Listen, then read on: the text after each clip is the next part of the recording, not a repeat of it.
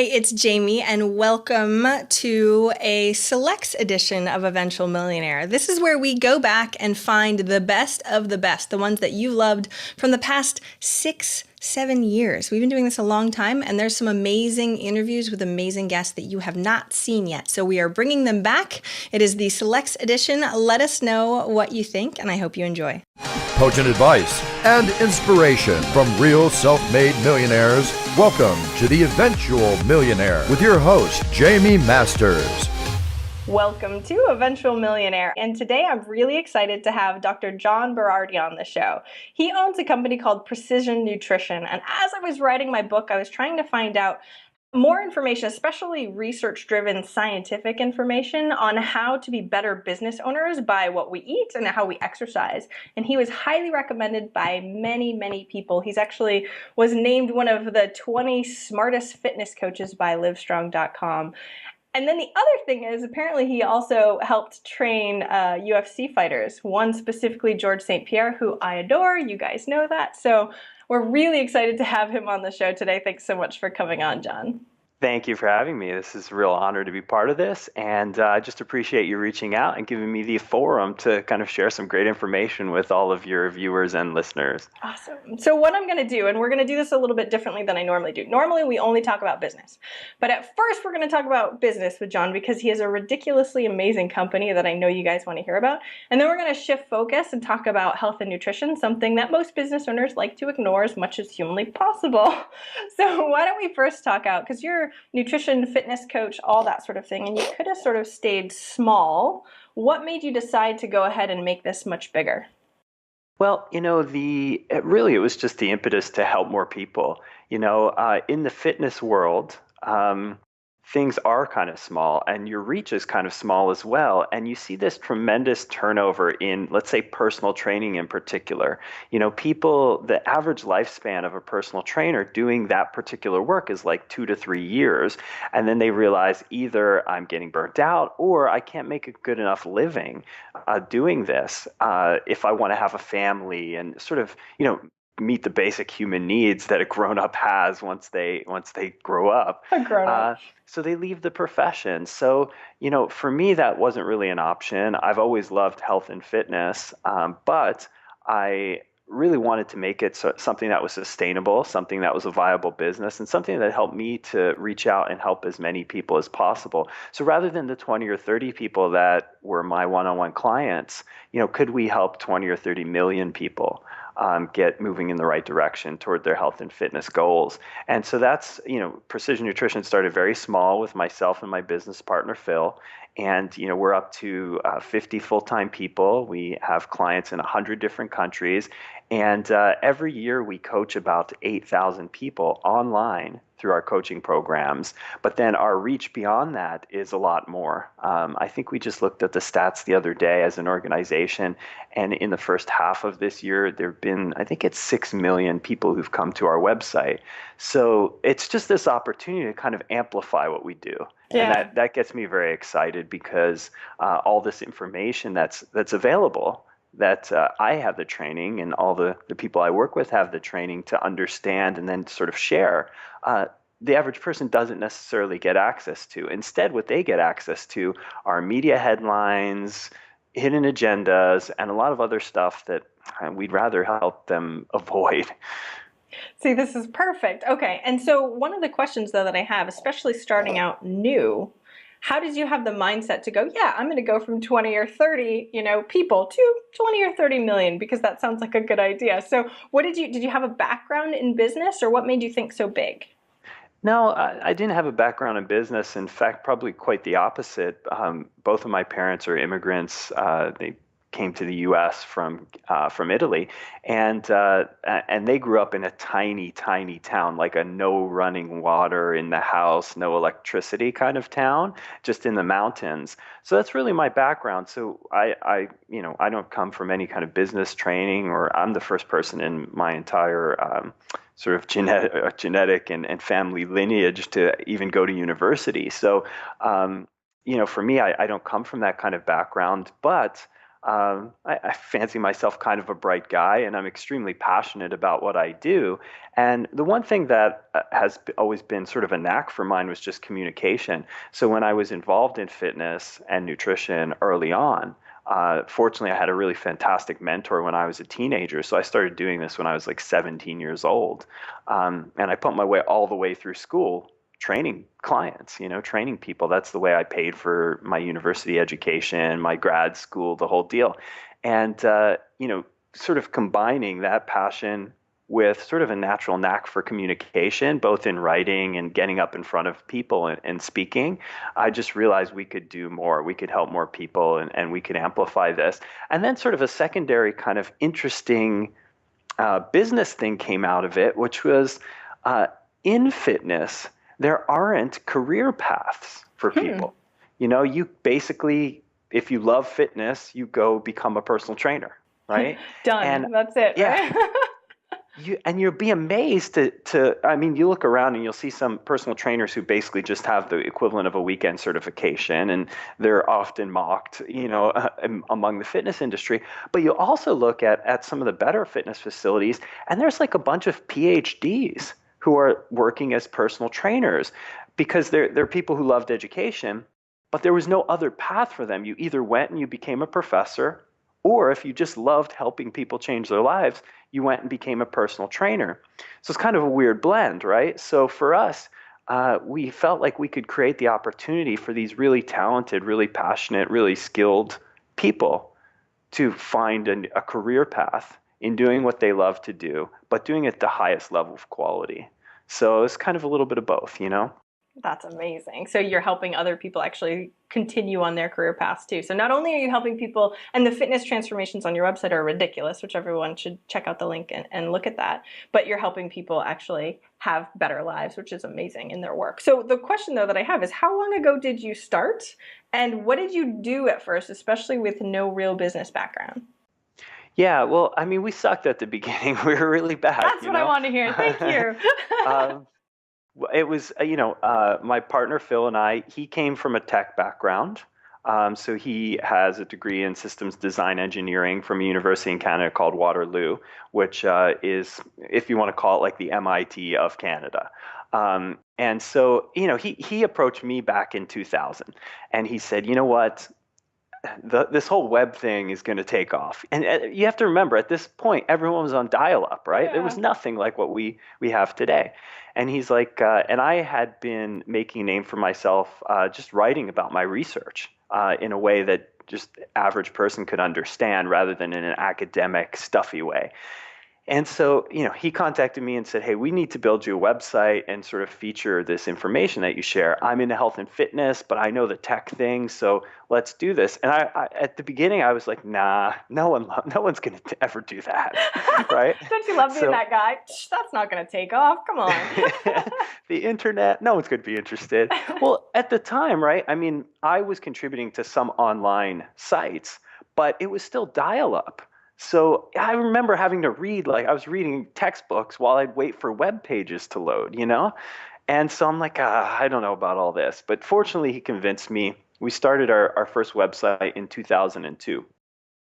And, we didn't know what we were doing. We just loved it, and we just put free articles on the web.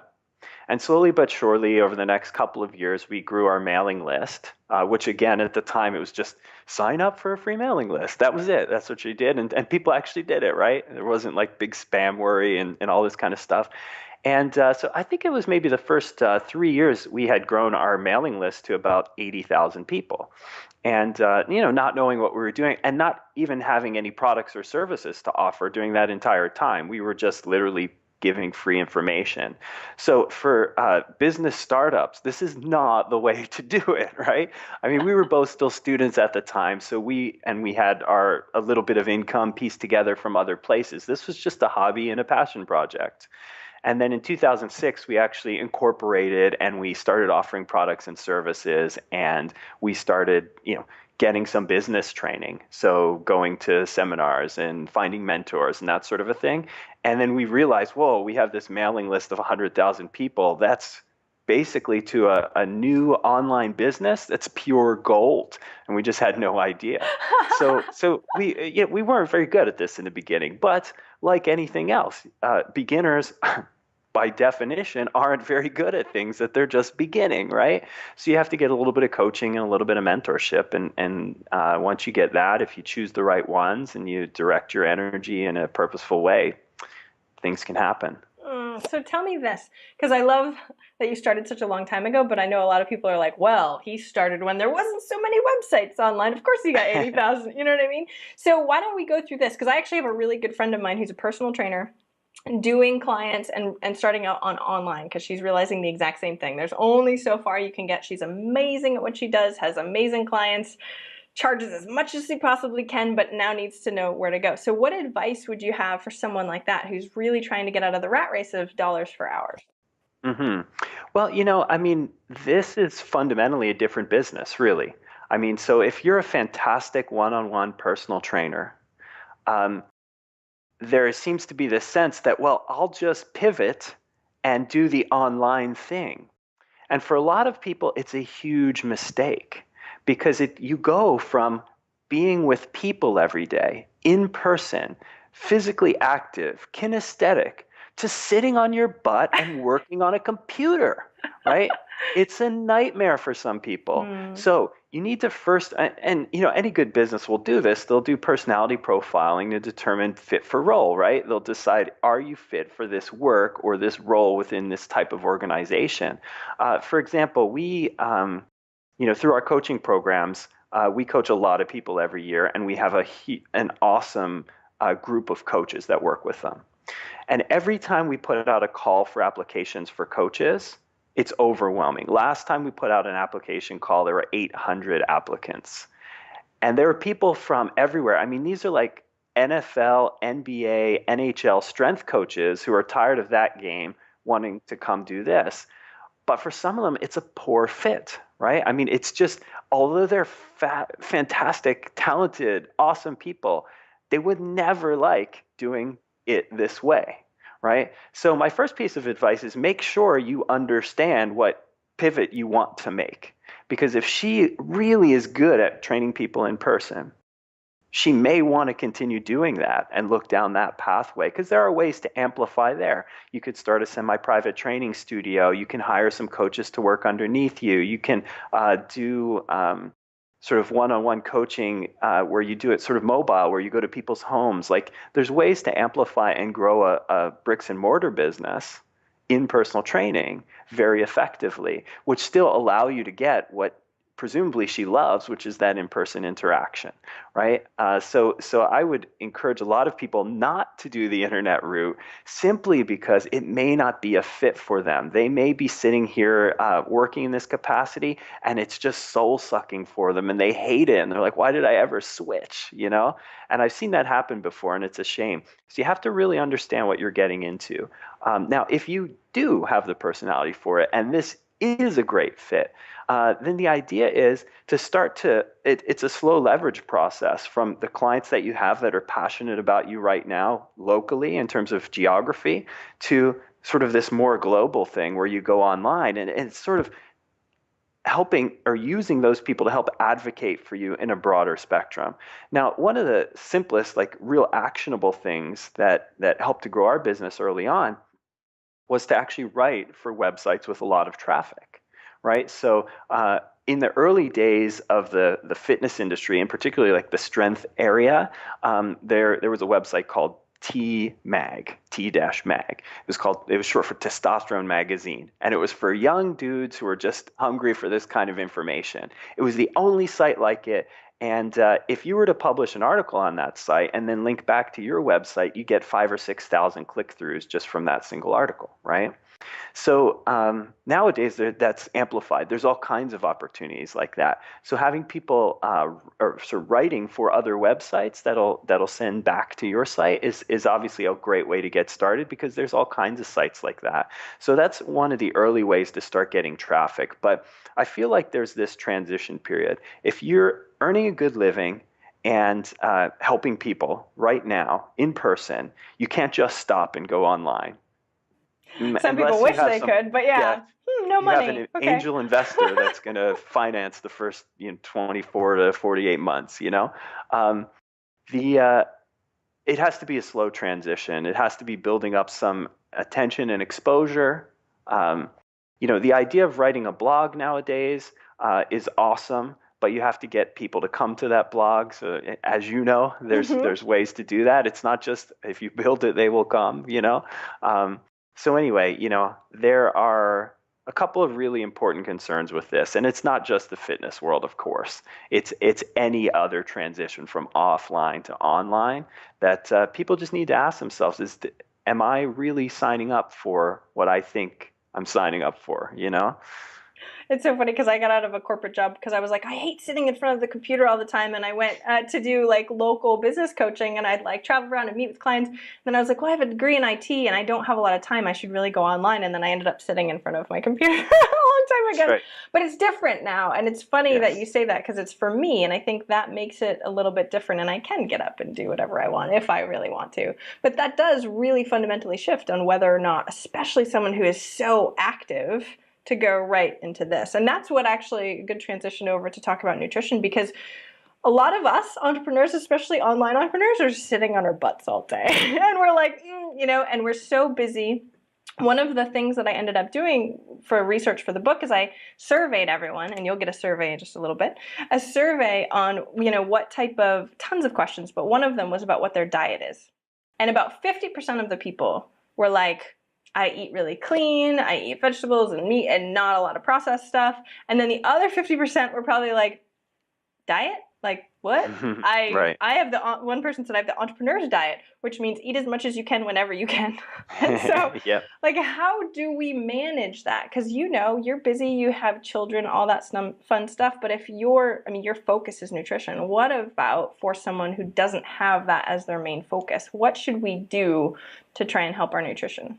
Well, the first thing I think is it has to be defined as a priority in your life, because if it's not, then I don't want to sit here and bang you over the head about how to eat better, because Yeah. it's it's not going to work, right? I mean, it's going to be a waste of both of our times. Even you'll pretend to nod and say, "Oh yeah, yeah, I should be totally doing this," but if it's not one of your top two or three priorities in your life, it's not going to crowd out all the other stuff that's competing for your attention. I can only share my experience, but I have two young children.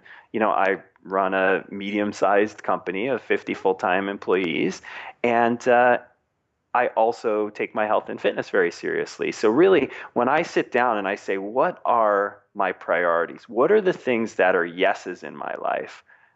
And then everything else has to be a no when it competes.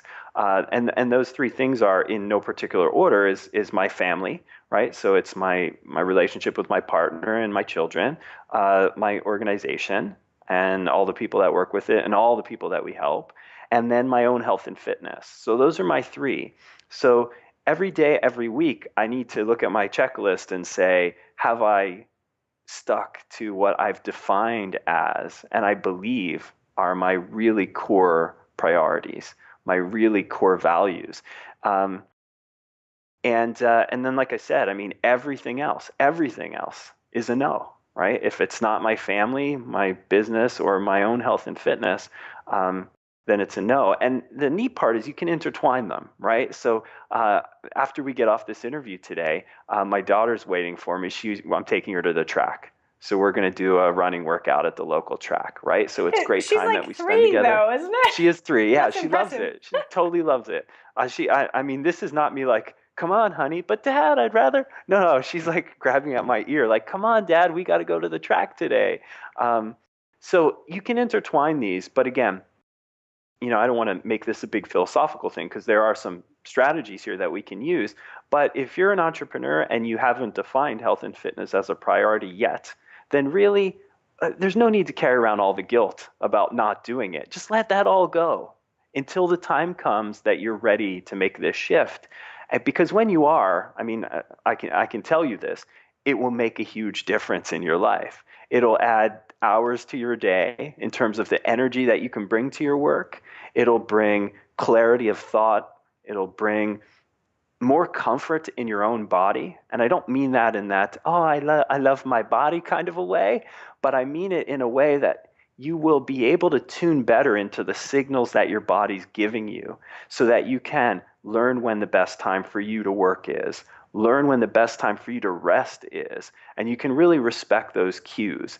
One thing we teach in a lot of our coaching programs is what some people have called intuitive eating. Okay, and I don't necessarily love the phrase, but it's basically paying attention to your hunger signals. Okay, it's one of the best ways to control your energy intake, your diet, without counting calories and doing all those annoying things that just suck doing, right? Good. So and people always joke back, rightfully so. Listen, if I listen to my body and when it told me what to eat, when to eat, I'd eat like huge cheesecakes every day, right? That's what my body's telling me. And the fact of the matter is, of course it would right now, because you don't know how to tune into those signals. You need a little bit of coaching and a little bit of training on how to do that. Not a lot. Usually it takes about 1 or 2 weeks of us working with specific cues for people to actually tune into physiological signals, understand what they mean, and then respond to them in the world. So again, this is one of the advantages of paying attention to health, fitness, and nutrition, to making it a priority, right? It's this sort of integration of self, right? You become this person who understands yourself really well, not just everything from the neck up, but the neck down as well. And then you can bring that to your work, and you can rest appropriately, and you can exercise appropriately, and you can work appropriately. And like it gives you more focus and clarity, and just you feel better, right? So these are some of the advantages of doing it. But again, it takes everyone their own path to get to this place where they're ready to start. Okay, I love that. And I'm glad you went into the benefits, because I think that's the thing. It's really easy to ignore and to feel crappy and be like, well, I don't even have time to work on that. But the whole point is to sort of gain clarity and gain time. I mean, you've probably heard the quote that Richard Branson said, what's his best productivity technique? And he said, work out, right? So those things are things that we probably know mentally, but we haven't actually made that shift to try and go, okay, this week I should do it. A lot of the times, I mean, and I'm being honest, I'll work out, I'll do really, really well, and then I got a foot injury and then stopped for a long period of time. And it's so hard to get back on. And because I've got issues like with, well, I tried it last time, it didn't really work, and all that other stuff, right? All that head junk gets in the way. So even if I feel like I make a, foot in the sand, I'm ready to do this, it might not work out. So what advice do you have for someone like that?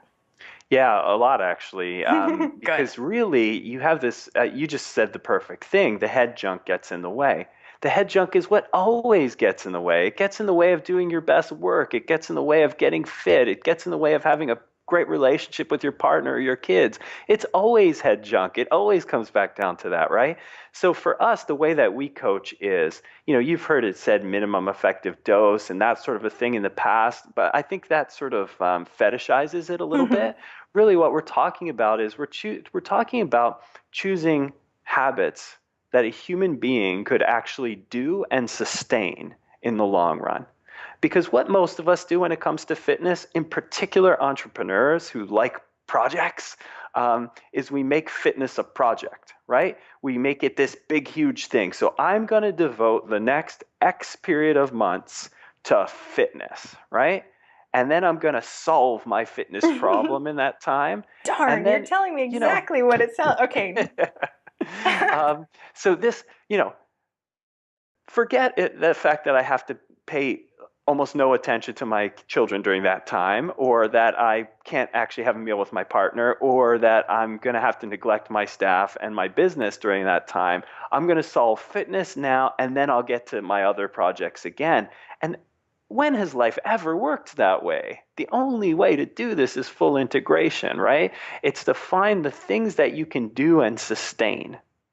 The one thing that you can do today for the next 2 weeks to sustain, and then build on that next. Because that's the only way human beings change, and it's the only way human beings can actually sustain effort in the long run. So when people come into our coaching programs, as an example, I'll give you the first 2 habits that we give them, okay? And they're always super disappointed because they want this to be huge. They want to feel like their ass has been kicked on day one and this project has begun, right? But what we do is we start them on a basic exercise practice routine, okay? So we have them practice exercises. Doesn't take very long, just a few minutes a day. You don't even need to go to the gym. You just devote 10 or 15 minutes to this exercise practice. You can just get up from your desk. Like it looks like you have a little space behind your Mm-hmm. chair. You could do that, right? And then what we do is we start them off on a fish oil supplement and a probiotic supplement. Hmm. Okay. Okay. So why fish oil and probiotics? Well, because most people are deficient in omega-3 fatty acids, which fish oil contains. The other thing most people starting out in a new fitness routine have is totally wrecked gut biosis. So they have lots of bad bacteria and not very many good bacteria in their stomach. So it makes their digestion poor. It actually influences mood. One thing very few people realize is that there's this constant dialogue between your gut and your brain. Some people have actually called your stomach your second brain. Because it produces a lot of the same hormones and neurotransmitters your brain does. So if your gut bacteria is out of alignment, things like cognitive test scores go down, depression goes up. It's totally crazy. And to people who aren't studied in this field, it sounds really wacky, but it's true. And science over the next 5 years is going to bear this out. In about 10 years, we'll all be talking about like the brain in our guts, right? So by fixing the bacteria, probiotics give us those healthy bacteria. And by fixing our omega-3 deficiencies, things like motivation go up within a week, like Really? motivation to exercise. Depressive symptoms go down, skin clears up, people start to lose body fat because their metabolism increases, and they start to digest their food better, so less bloating and discomfort and stuff like that. Also, cravings go down for sugary foods in particular. So if all those benefits are possible from one little tiny intervention, we don't need to change your diet on day one, which is what most people think they have to do, right? Oh, well, I'm going to have to cut out the sugar and I'm going to have to stop this caffeine. And I know I have to eat more fruits and vegetables. And then there's the protein thing. And then they just go through this unsustainable list of 20 things that would be impossible for a real human being who's busy and has a real life to do, right? But we're entrepreneurs. We can do anything. Come on, let's go. Yeah. That's right. I'd rather you like spend time on your business. And if you're not going to spend it there, read like the great works of literature or something. Don't spend all your time working out and worrying about counting calories and doing stupid nutrition things that aren't necessary because it's just not worth it. So it's really what's the least amount of time can we spend on a few simple interventions that I know you can sustain no matter how busy you get, no matter what kind of shit hits the fan Mhm. over the next couple of weeks. And once you've built them into your schedule, it's easy, easy, easy, right? Because you just know it's like brushing your teeth now. And then we can maybe add another small one. And we do this. It's the drip by drip approach, right? The next habit after that, we actually teach people to start tuning into hunger cues. So the next habit after the ones I just talked about is we teach people to eat until 80% full. Okay, so it's a strategy where you learn to listen to your own hunger cues and stop eating before you're stuffed, which is how most people eat until they're stuffed. And again, it sounds like, all right, well, when are you going to give me those nutrition hacks that I need to whatever, right? And the answer is they come, right? We coach people for a year long coaching program, but it's drip by drip, right? We're teaching you the most important things in the most progressive way. In nutrition, it's funny because in the workout world, most trainers have figured it out. If you go to the gym and you've never worked out before, the last thing a trainer is going to do is give you the most complicated exercise possible, put the most weight on the bar and say, here, just do it like me, right? Someone who's been doing it 20 years of their lives. But in nutrition, that's how it's been taught. It's well, here's the diet you need to follow, which is really 100 small changes in your daily life. Now just do it like this. It's giving the most complex thing to do with the most load on day one. So nutrition has to be taught the same way exercise might. Let's just do a few minutes of it on day one so you're not too sore tomorrow. And let's do the most simple exercise possible so that you can learn simple plus simple equals complex. So that's how we teach nutrition. We call it our sort of progressive model of nutrition. In the workout world, periodization is another way of calling it. But it's this idea of dripping habits over time. And then all of a sudden you wake up a year later and you're like, that wasn't that hard. I didn't have to stop hanging with my kids. And I'm in the best shape of my life. What That's happened? great. This all sounds too good to be true. So what about someone that's a self-proclaimed sugar addict? Right? I am addicted to sugar. I don't know what it is. Whenever I have a little bit, I want more, and I ignore the 80% full, all that crazy stuff. I've gone 6 months, a year without sugar. As soon as I have it again, I just want more. Yep. Two things.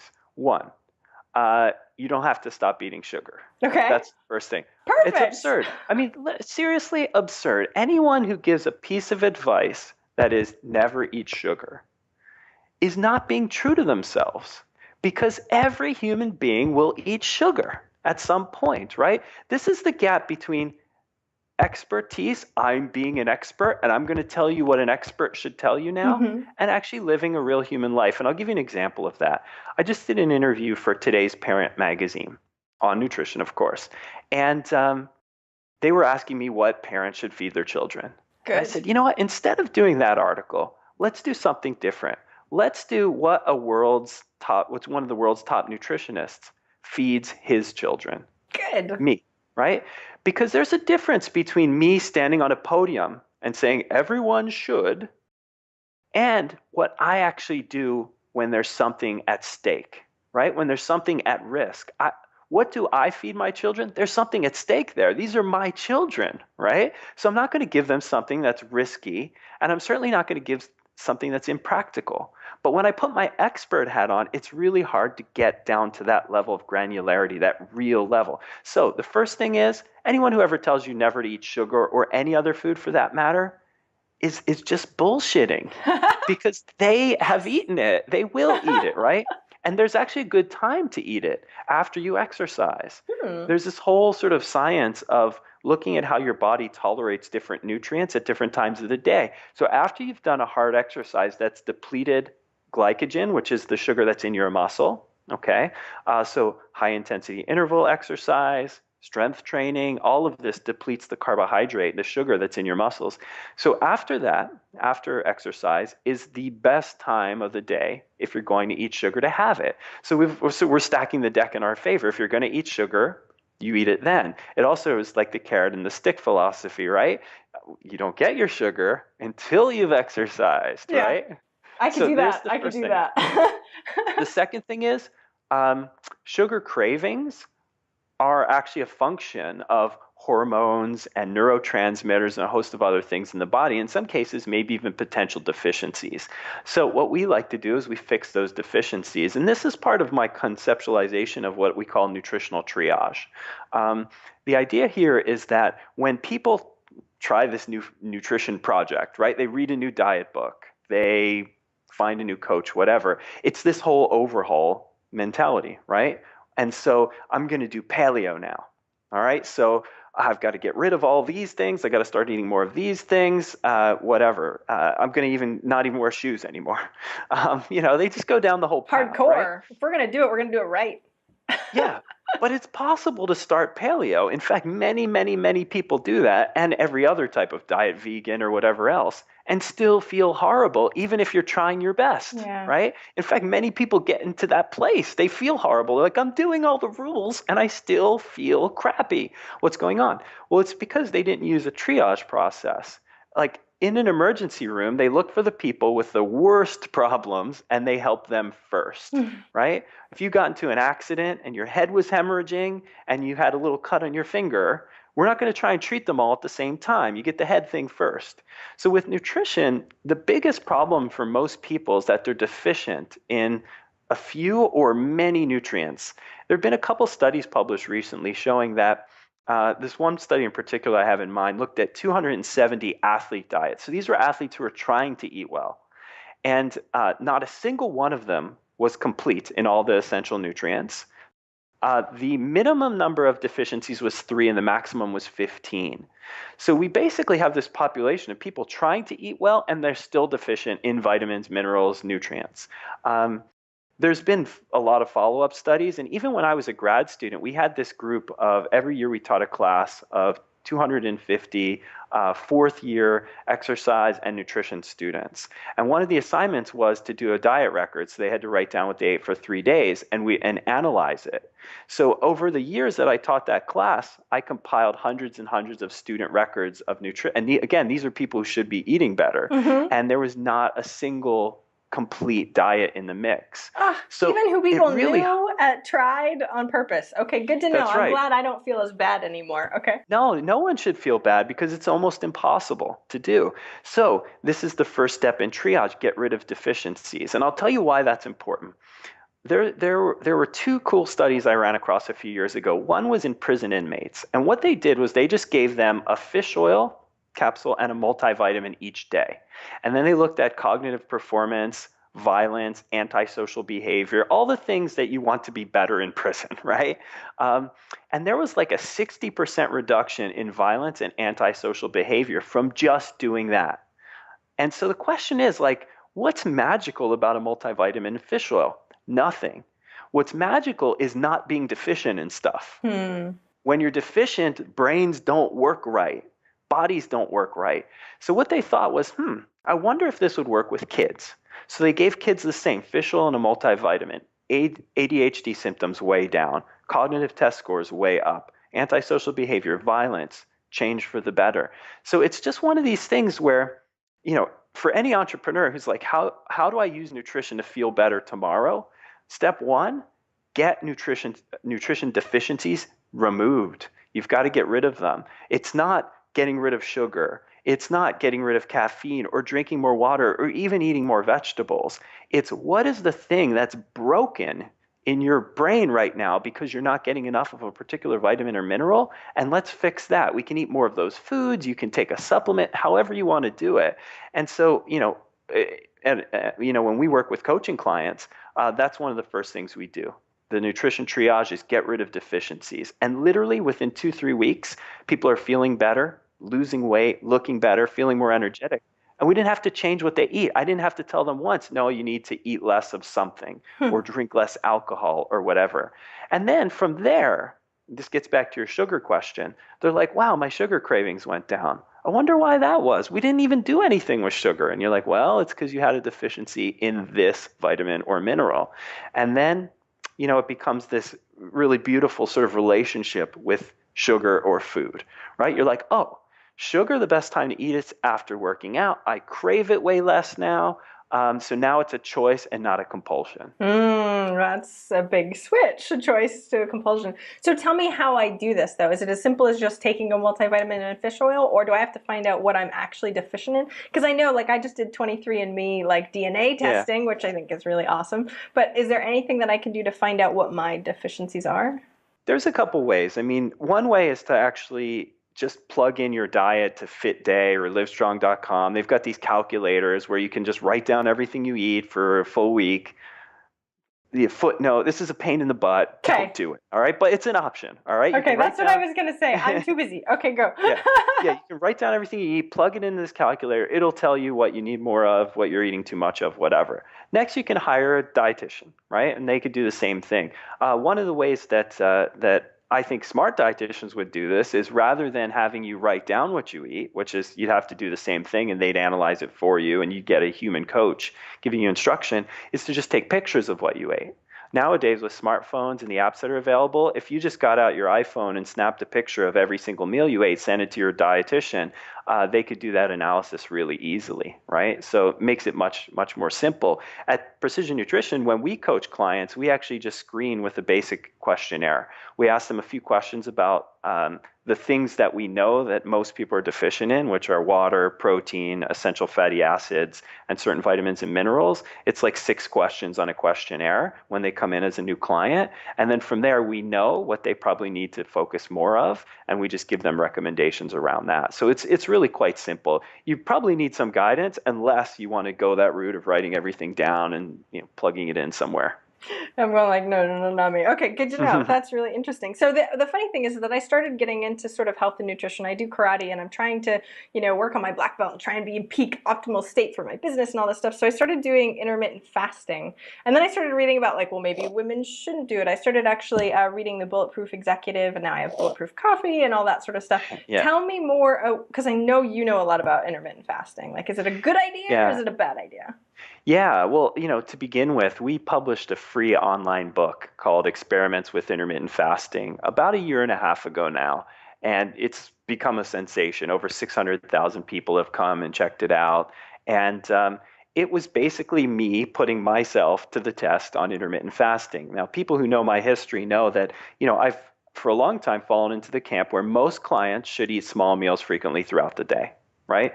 Now, some people absolutely hate that approach. Some people love that approach. It's a highly individualized thing, but it was a general approach that we knew worked well for most of our clients. But then there's been all this noise about fasting on the internet, right? And Yeah. a lot of people getting fairly good results. Now, there's always a caveat there, which is if you really look at the fine print, it's usually young dudes getting good results. Guys in their 20s, No. nice, and you. Um, No, no, yeah. but the most vocal proponents of intermittent fasting are young dudes in their Yeah. 20s who maybe don't have a lot of family demands, maybe don't have a lot of Thank you. professional pressures, and those types of things. And also don't have the perspective to realize that they are not the center of the universe and that there are other types of people in the world who may not benefit from everything that they think is Well, awesome. that's where I've heard it. Like, I'll go to a conference and they're like, well, I'm doing intermittent fasting. And I'm like, oh, that sounds cool. And I'm just interested in everything. So I try things and I'm like, oh, I don't know. So far, it's been okay, but I don't know very much about it, which is why I'm Well, asking. that's it. I mean, in the nutrition world, it's the most popular thing to do is when you find something that's worked for you, is to do always, everyone, and forever, right? Yep. So I found vegan changed my life. Therefore, it's for everyone. It's for me for always and forever, And it's just a mistake, right? I mean, it's not the way anything works. But you're passionate. You feel awesome. You got your deficiencies removed. You lost weight. You have more energy. So you are going to stand on the rooftops and shout it out for the world to hear. This is why it's great to find a coach sometimes, someone who actually knows how to evaluate things. But nevertheless, there's a lot of noise about intermittent fasting, so I wanted to put it to the test. So I did about 6 or 7 different fasting protocols because there's a whole bunch of different types. One type you can eat nothing every other day and then whatever you want every other day. So you just don't eat some days and then the next day you eat as much as you want and the next day you don't eat at all. It's called alternate day fasting. There's something where you fast a little bit every single day. It's called 16/8 fasting. So you'll fast for 16 hours and then eat within an 8-hour window. There's one type of fasting where you just fast randomly every once in a while. You just won't eat for a day. It might be once a month, twice a month, whatever. If done properly, it's cool. Doing it properly is difficult. It's challenging. For someone beginning nutrition, there's a great chance they're going to screw themselves up. Like if you don't have a history of practicing good nutrition, there's a very good likelihood you're going to screw things up and screw yourself up. So anyway, I did a whole thing on it. I documented my blood work. I took photographs. I documented mental clarity and how I thought it might enhance my thinking and focus and how it might detract from that. And I just put everything in the book. It's totally free. People can read it online. We just wanted this to be a resource for the world that everyone could access without any barrier to entry. You don't have to give an email address even to get access to it. You literally go to the site, you start reading immediately. So anyway, yeah, I think, for me, the bottom line is this. Intermittent fasting is particularly attractive to entrepreneurs because they hate taking breaks to eat, right? I mean, most You entrepreneurs know will us tell well. Yeah. you, and so with daily intermittent fasting, for example, you might not have your first meal until 2 or 3 p.m. Some people wait until 4 or 5 p.m. So they literally wake up, drink green tea and water, whatever the case may be, coffee, and then they just fast until the evening time. Then they have a big meal, and if you're doing it properly, you would have a really healthy meal full of nutrients and good stuff rather than just crap. But that's the other danger with fasting. People use it as, well, I can eat whatever I want now because I've been fasting all day. So now you're massively deficient in 20 nutrients and you don't end up feeling better. You end up feeling worse. So it's really attractive psychologically, but it just simply doesn't work for everyone. And in my experience, for men under the age of 50, it works in about 75% of the cases. If you have some coaching, you can make it work. For women, it's like 35%. And it's because women are, basically designed to be sensitive hormonal machines that are that are intended to make babies, right? I mean, ultimately, if being fertile is important for the propagation of the species, then women's hormonal systems are very, very delicate to energy balance and nutrient deficiency. Women will lose their menstruation. They will actually have this like rebound fat gain. All these kind of things will happen when their hormones are off and when there's big nutrition deficiencies. So that's why for a lot of women, intermittent fasting is tough because, again, without coaching, you just end up eating too little and going for too long between meals. And then your body starts to sense into this and say, we need to find a way to adapt. And the way to adapt is to downregulate everything that makes you a woman. So you actually start producing less estrogen, you start producing more testosterone, you stop menstruating, all these things happen. Then when that happens, for a lot of women, you get things like polycystic ovary syndrome, which is it's a weird diagnosis, but nevertheless, you see women growing facial hair, they start gaining body fat, they get male pattern fat distribution. It's not what you want, right? It's not what you want. Yeah. We need to stop talking. No, we're not going to do that. Okay, but I think that's what's really interesting for what you have, especially because I started looking at your site and you have specific coaching for men and for women, which I think is a really cool thing. Because as you're telling me this, I'm like, yeah, I'm reading sites that are very push towards men, especially like a lot of like learning how to do karate and all that other stuff is a very male-centered thing. So it's kind of interesting to actually pay attention to that stuff. Well, thanks for scaring me. I appreciate that. No problem. Well, here's the glimmer of hope, right? There are people who know what they're doing, and all you have to do is spend a little bit of time and learn from them. But in the fitness world, and in business as well, it's the same, right? The high achieving women will go to the men's sites, right? Because they're like, that's where the good, juicy information is, right? And there's this also like, but we have to respect the equal but different philosophy, right? Because when it comes to nutrition and exercise, we are hormonally different, thank God. So there are some concerns, and some things that we need to, and when I say concerns, I don't mean worries. Things we need to think about and things we need to be sensitive to. And, so it's a good question to ask, is this information targeted to men or women? And not all information has to be gender specific, but if it's a huge group of guys champion a particular idea and you don't see a lot of women around, you at least have to ask the question, what would happen in women who did this approach? So anyway, that's the intermittent fasting thing is great. And it's not to say women shouldn't try it, because with proper coaching and then what we call outcome-based decision making, which a simple way of saying it is, how's that working for you? And this is a great business question as well, right? Yes, it is. I always used to say, no matter how elegant the plan, we should occasionally look at the results, right? And that's your business and that's your body. So that's what a good coach is trained to do, right? It's to help you formulate a plan for you and to be that objective eye that can look and say, how's this working for you? And know what to measure to determine that. Because as entrepreneurs, just in general, we're like, no, I can do it, whatever, push through, I'm going to make this work no matter what. And sometimes we're not paying attention to some of the cues that are coming up. Anyway, we're really good at, soul focus and not paying attention to things that we probably should. So awesome. That's right. And I know we have to start getting wrapped up, so I need to ask you my last question, but I'd love to have you back on the show again. And after this, you can tell me where we can find your stuff because I have to check out your coaching program. But tell me first, what's one action that listeners can take this week to help move them forward towards their goal of 1 million? Choose business, health, whatever you like to answer the question. Oh, it's a great question. I mean, I could go on and on about this one in particular.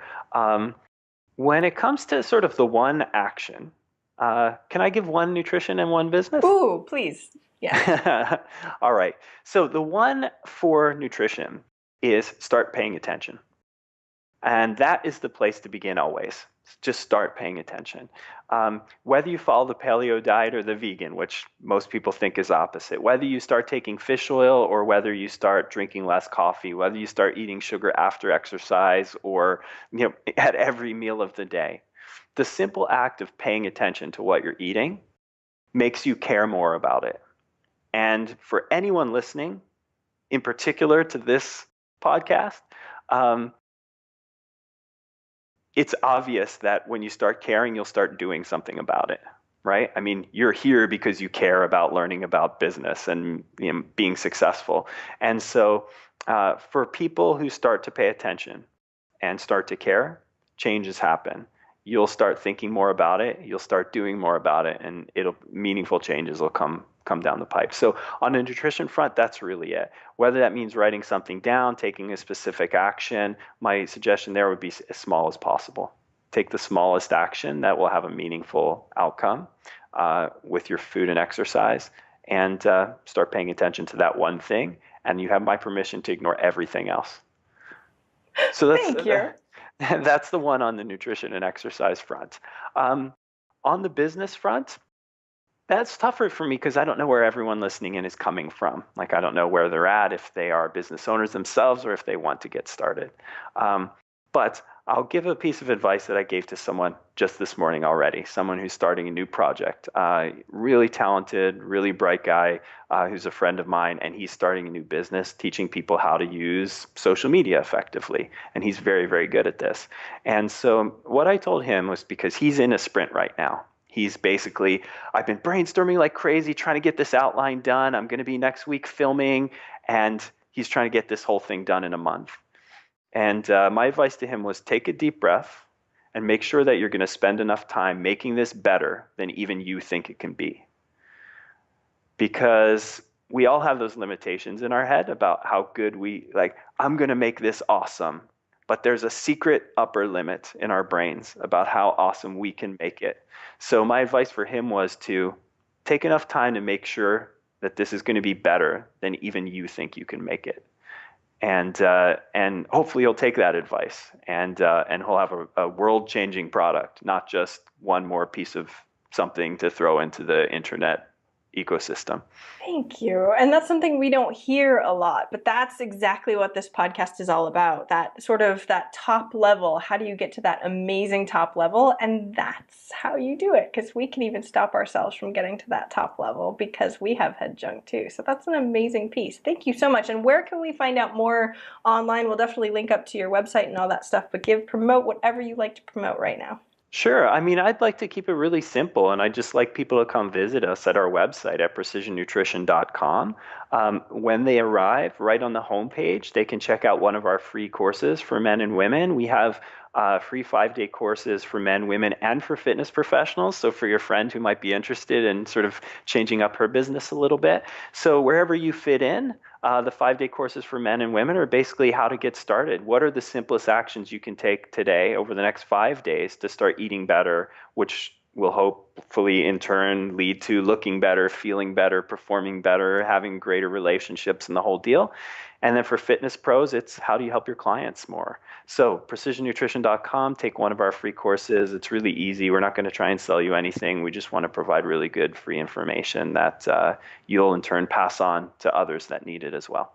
Perfect. And that's why you came so highly recommended to me over and over and over again. Thank you so much for coming on the show. We'll definitely link everything up. Thank you so much, and hopefully I'll have you back on again soon. Thanks for having me. I really appreciate it. Thank you so much for listening. I hope you enjoyed that interview. And if you want to check out more amazing resources, I'm only curating the best of the best. Go check out eventualmillionaire.com. You can take the Eventual Millionaire quiz, figure out where you are in business and what you need right now. Plus, you can look at curated resources specifically for you on the new Start Here page. I'm so excited. Please join us. Please let me know if you need anything at all. I'm here for you. And have a fantastic day. Bye.